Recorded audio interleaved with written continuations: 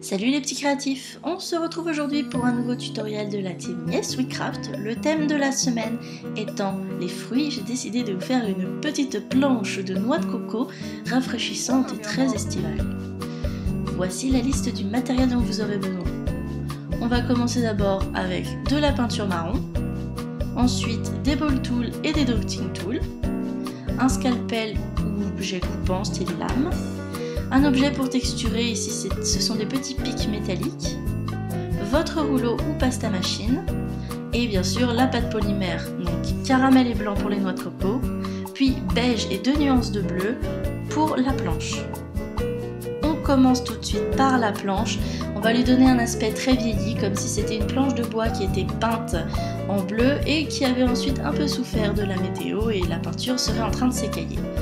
Pour ça, on va venir assembler de façon complètement aléatoire et hasardeuse nos différentes couleurs.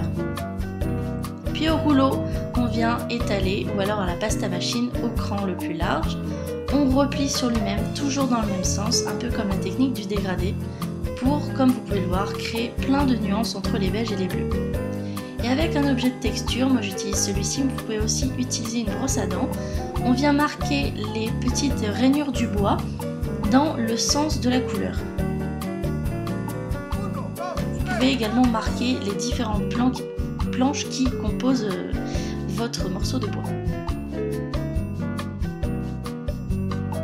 Maintenant, il va falloir abîmer cette planche puisque la météo a été vraiment mauvaise avec elle au fil des années.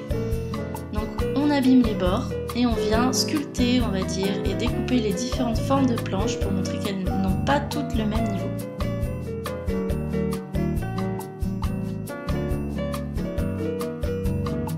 Et avec le bout du scalpel, on vient abîmer également le bord des planches, comme si elles étaient un peu déchirées, comme si elles étaient vraiment brisées.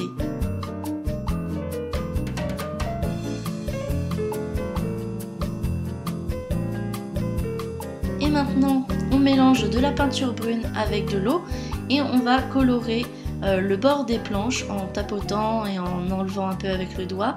On peut aussi faire les intersections des planches, ça rajoute vraiment un côté vieilli et très abîmé, un peu vintage on va dire, à notre planche. On passe maintenant aux noix de coco. Pour ça, un petit bout de blanc, on enroule sur un dotting tool. Ici c'est plutôt un ball tool puisque je fais des grosses noix de coco. On rajoute une très fine bande de couleur caramel par-dessus et avec le scalpel je viens découper l'excédent pour faire des demi-noix de coco. Je reprends mon outil de texture, je marque ensuite avec un dotting tool les 3 points sur la noix de coco, je texture la partie blanche et je rajoute un peu de peinture pour donner un peu de nuance.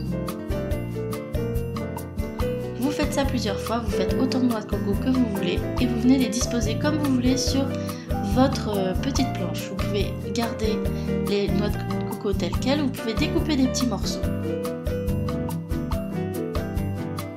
Utilisez de la fimo liquide pour coller les morceaux à la planche, comme ça vous êtes sûr que ça tiendra.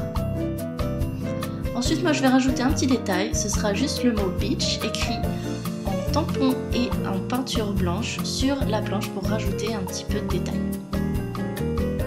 Vous aurez compris que beach ça veut dire plage en anglais. J'espère.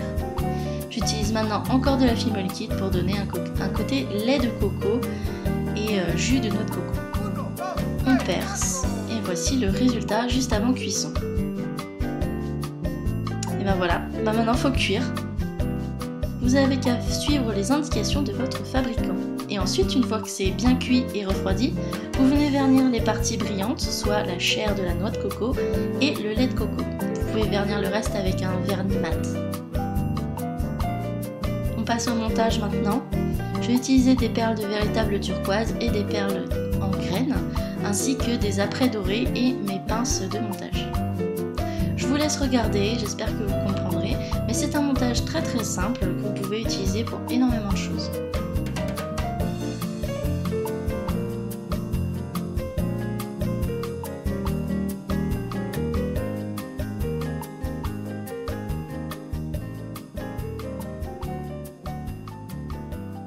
Ici j'ai décidé de le monter sur chaîne pour faire un collier, mais vous pouvez bien sûr faire une broche avec un marque-page, pourquoi pas, ça pourrait être joli aussi.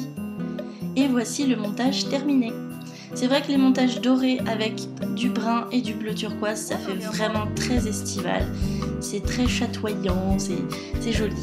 Vous pouvez aussi bien sûr varier les formes, les couleurs de la planche. Ici par exemple je vous montre une seconde version avec d'autres noix de coco et d'autres styles de perles.